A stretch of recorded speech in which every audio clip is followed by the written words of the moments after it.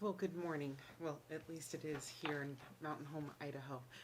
I want to introduce myself. My name is Dr. Nancy Almodovar, and I am going to be your professor for RE109, Introduction to World Religions.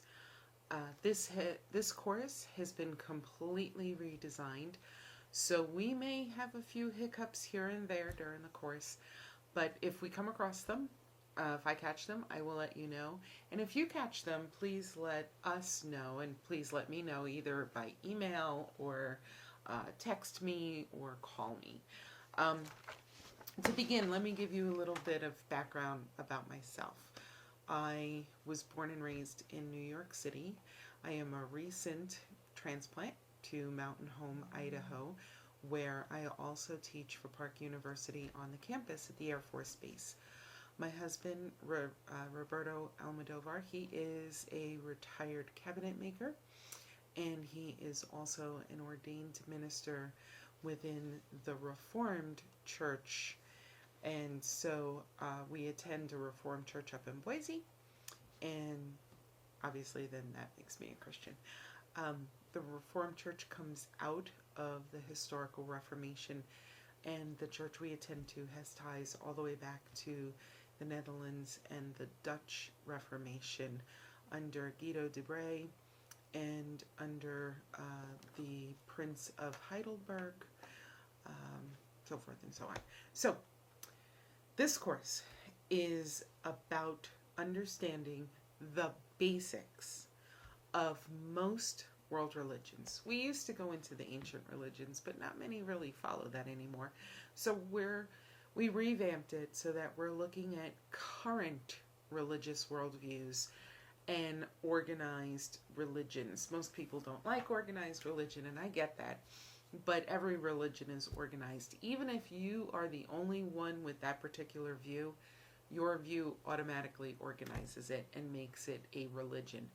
Everybody is religious, whether they are humanist or Hindu.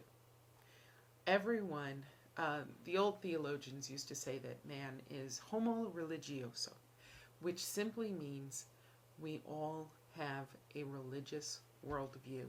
We all have a belief system, and through that grid, each of us lives our lives. Catholics will go through the grid of the sacraments and what the Catholic Church teaches. Reformed Christians will go through the grid of the scriptures, as well as what we call the confessions and the catechism, which is our teacher to help us understand the Bible better. Muslims will go through the grid of the Quran and the Hadiths and the other scriptures that they have. Hindus go through their own scriptures, Jainists their own. Everyone has a belief system, and so you're going to learn this semester the basics of those belief systems. So please, if you can, grab your syllabus, okay, and let's get to some of the learning outcomes and what you need to know in this course in order to be successful. Okay, so the textbook you need. This comes in a rented ebook version. It is a 1 semester usage, okay? And the publisher knows the semester length and when it starts. So it is called Experiencing the World's Religions. There we go. Okay. And the paper copy is not bound. It is this loose leaf copy. So you're going to need to get a loose leaf binder about 1 inch thick and put it into your binder. What I really like about this particular book is the amount of graphics. As you can see, Hinduism, trying to get not without the light. This is some of the pictures. You can mark up your book as you wish, and it has key terms. It has some really interesting aspects to it that our other book didn't. It's going to have patterns. It's going to show you what is sacred to them. It always starts with a first encounter counter, and I don't think you can see that. Oh well, sorry, the glare from the snow today. Can't really see that. It has deeper insights into it. It has personal notes, and it has even interviews with current worshipers in it. So that is your textbook. It's by Michael Malloy, and it's called Experiencing the World's Religions. It's put out by McGraw-Hill. Okay, so next, technical skills. This is key. You need to know how to operate your email. I had a student last semester kept saying I never sent out any emails, and at the end I ended up on the phone with him, and I said, do you use Google and Google Mail, Gmail? And he said, oh, I never knew that that's where all the emails go. So please set up your Gmail, set up your Park email to notify you when you receive an email from Park and through the Canvas system. I believe on the Canvas system you can actually subscribe, so please do that so that you get notifications from me. You'll need to know word processing, you'll need to know how to do the threaded discussions and submitting your assignments. I will only accept written assignments in Microsoft Word. Please do not use Adobe. Please don't send me a PDF. Please don't send me an RTF. Please don't send me a text document. Only Doc or DocX. Your grading, there are 4 sections for grading. Okay, so you have your discussions. That's going to be from Unit 1 to Unit 8, also known as Week 1 to Week 8. Please do not neglect this in Week 8. Straight from the first week to the last week, you are learning about these religions, and you will get a 0 if you do not do the whole assignment. And by discussion assignment, I mean this. The entire complete assignment is this. By Thursday, you have the first post that you are answering the discussion threads. You can choose any one. I'm not particular if one has already been chosen, but my preference is that you choose one that you have that has not been answered. But if you choose one that is, don't worry about it. By Sunday, you need to respond to 2 of your peers. If you fail to do the complete assignment, meaning you only do the first discussion post, but you don't answer your peers, that's a 0. I used to split the grade, but you know what? It's the whole assignment, all 3 parts. The first one where you're responding, the second and third of the responses to your peers, that constitutes the whole assignment. So if I see you've only done one part, where you've only responded to a student, it's a 0. Incompletes are incompletes, and they are 0s. From week 1 to week 7, you're going to have the individual project, and we'll get into discussing that. And the quizzes. You're going to have some quizzes, a quiz week 1 through week 8, okay? And you will have a half hour for that quiz. You can open it once. You have the 30 minutes, and once the 30 minutes is done, the quiz will close out. So, again, just a little history. One of my students was doing a quiz, doorbell rang, went to get it, chit-chatted with the neighbor, came back, and the quiz was closed. That's it. You have to look at when you take the quizzes as if you were sitting in an actual real classroom. And so you're not about to go leave a quiz in the classroom, at least not in my class, and get up and go answer your phone for 40 minutes and then come back and hope that I'm going to hang out with you as you retake the test. It's not going to happen. You need to be an adult learner. You are an adult learner. So please, please, please take it seriously. Even when I'm still in school, I'm working on a second master's. When I take a quiz, I close my door, I close my blinds, I turn off my phones. I turn off notifications on my tablet and on my desktop because I want to make sure I get the quiz done in the time allotted to me. Please do the same. Your core assessment writings there's 8 of them, week 1 through week 8. Excuse me. Okay, Your discussion questions are 40 points. In every week, you have one discussion question to answer from amongst many, and then your 2 responses. Your individual projects, these are due through the submission link by Sunday 11:59 p.m. Central Time. So keep an eye on that. I attend school in Central Time elsewhere, and sometimes it's 11 o'clock here. What time is it there? So just keep an eye on that. Your unit quizzes, again, are due by 11:59 p.m. on Sunday. Your core assessments also the same time. Do week 1. If you want to do it this week, you can do your introduction this week. Please see the course homepage, and you'll see the place listed there's about 5 or 6 lines, and you'll see one for introduction. You will also need to get done a core assessment paper number 1. In addition to your discussion threads and responses, your religious chart, which you will get a template for next week. In the email I send out on Monday, you will have attached to it the proper template to use for the religious chart. And then you'll also need to submit your first core assessment paper. Due every week, okay, is your discussion thread, your religious chart, your quizzes. You will have a total of 4 core assessment papers. You cannot submit more than one within the same week, okay? You need to space them out. So the first one is due in week 1. After that, you can do core assessment 2 in week 2, core assessment 3 in week 3, core assessment 4 in week 4, or you can spread those core assessments out throughout the semester. Let's see.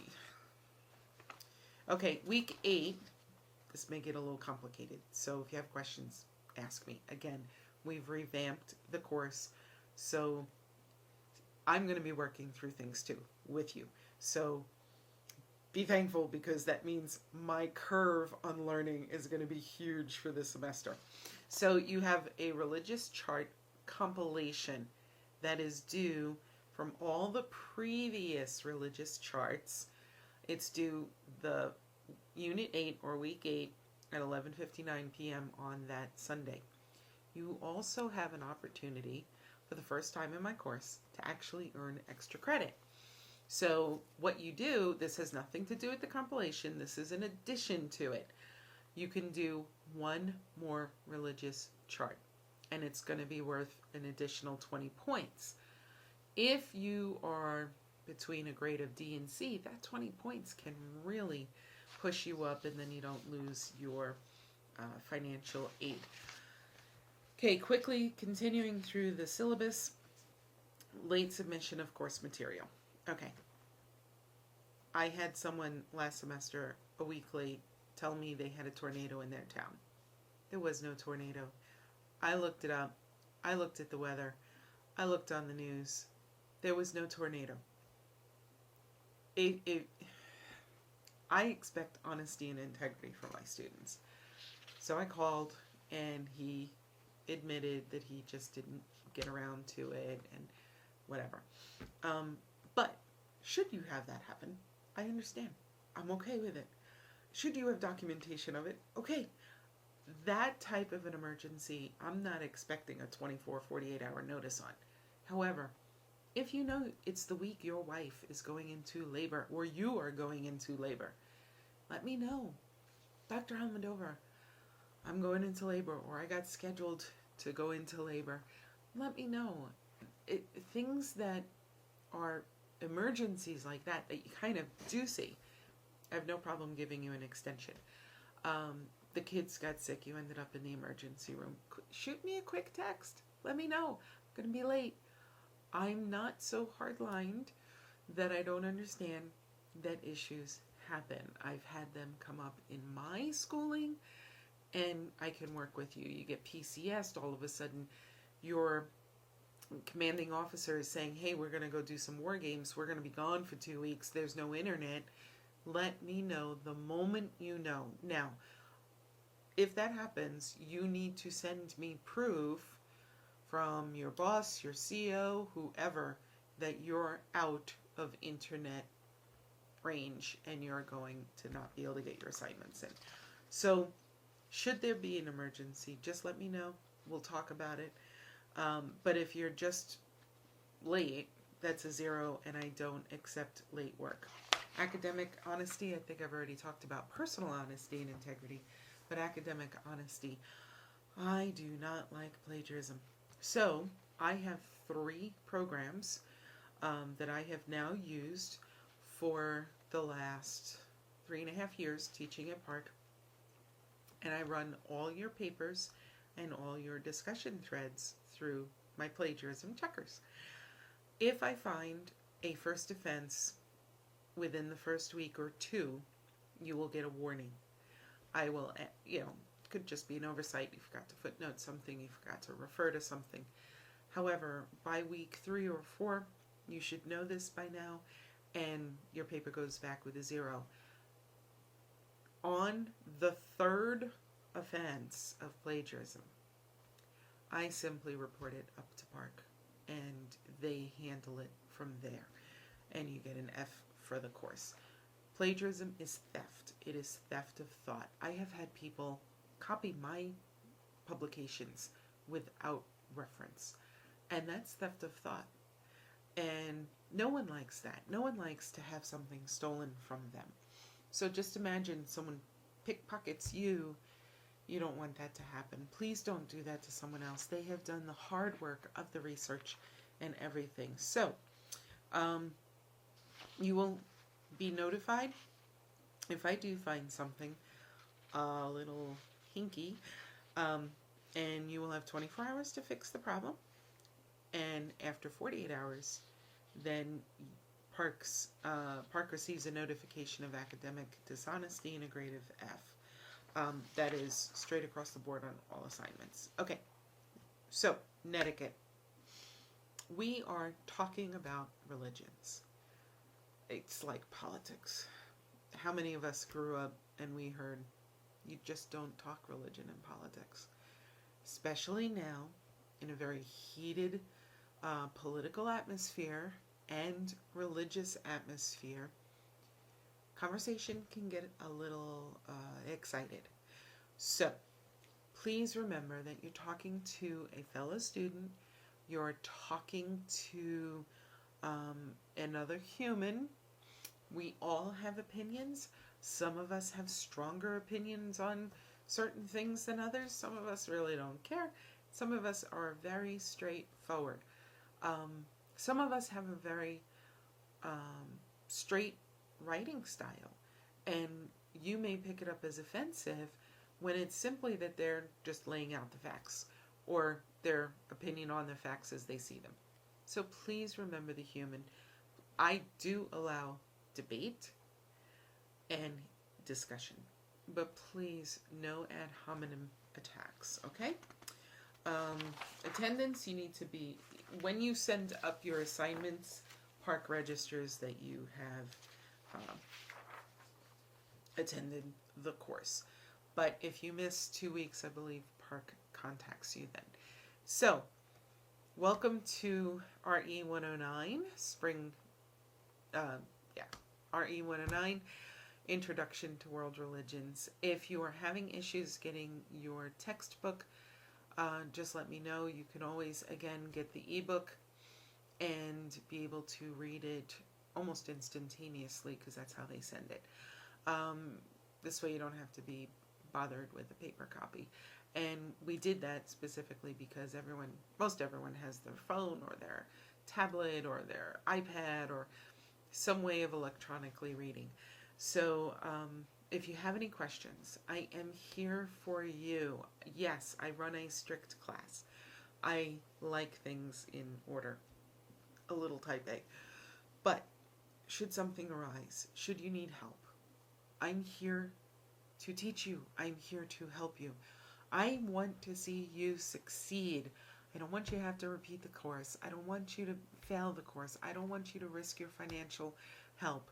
I want to see each and every one of you succeed in this class, and I am here to help you. So my email, my office phone, and my text number, my cell number are all in my virtual office, so if you need me, you can get me. Now, I may this semester do a few live classes, or live chats as I call them, via Skype if I see that enough of you want to get together and do that. So I will be sending out next week a tentative schedule for a Skype meeting. You'll need to have a Skype name for me to call, and then it's a group call and it's a video chat for those of us who have video capabilities. And that is an opportunity for you to ask me questions, to challenge me on anything that you're learning, to add to what you're learning, and also to talk with your peers. And I find it is a great way where we get to know one another and we get to really discuss the issues at hand. So with that said, I am looking forward to teaching you. I'm excited about the new makeup of the class. So if you've had friends that have done it before, none of their assignments are going to help you because the assignments have been revamped. But what they learned may supplement what you're going to be learning this semester. So I'm really looking forward to meeting each and every one of you, either in the virtual chats or in the live Skype meetings that we'll schedule. And I'm looking forward to teaching you about various religions, the big ones that are out there today. Keep in mind that each and every one of us has a worldview, a religious code, as it were, that we live by. Please be respectful to one another, and please recognize that each religion is very different from the next. No two are the same. No two have the same founders, the same goals, the same beliefs. There may be similarities, but when you compile all of them together, each religion is different. No two religions are the same. So I look forward to the week 1 video where I'll be talking to you about contradict and coexist, two banners we often see, and also about the religions next week. So if you have any questions, I will be available via email and text for this week. Next week I'll be available also by phone. If you wish to set up an appointment with me at any time, just email me and we'll work on a schedule. Okay? Well, I look forward to meeting each and every one of you. And don't forget, docilitas, and then let me know what it means.